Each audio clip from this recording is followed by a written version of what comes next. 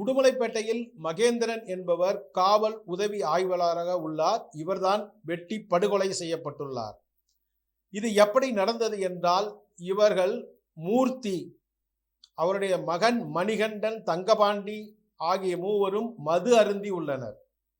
மது அருந்தும் போது அவர்களுக்குள் ஏற்பட்ட தகராறு காரணமாக மணிகண்டன் மூர்த்தியை வெட்டியுள்ளார்.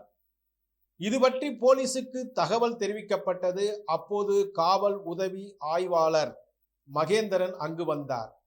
மகேந்திரன் உடனடியாக மூர்த்தியை காப்பாற்றுவதற்காக ஆம்புலன்ஸை கூப்பிட்டார். அப்போது மறைந்திருந்த மணிகண்டன் இளநி வெட்டும் அருவாளால் காவல் உதவி ஆய்வாளர் மகேந்திரனை வெட்டி சிதைத்து விட்டார். சம்பவ இடத்திலேயே காவல் உதவி ஆய்வாளர் துடிதுடித்து இறந்து போனார்.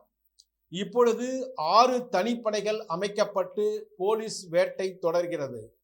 அவர்கள் இருக்கும் இடத்தை தற்பொழுது வந்த செய்தி, அவர்கள் இருக்கும் இடத்தை போலீஸ் நெருங்கியுள்ளதாக தெரிகிறது.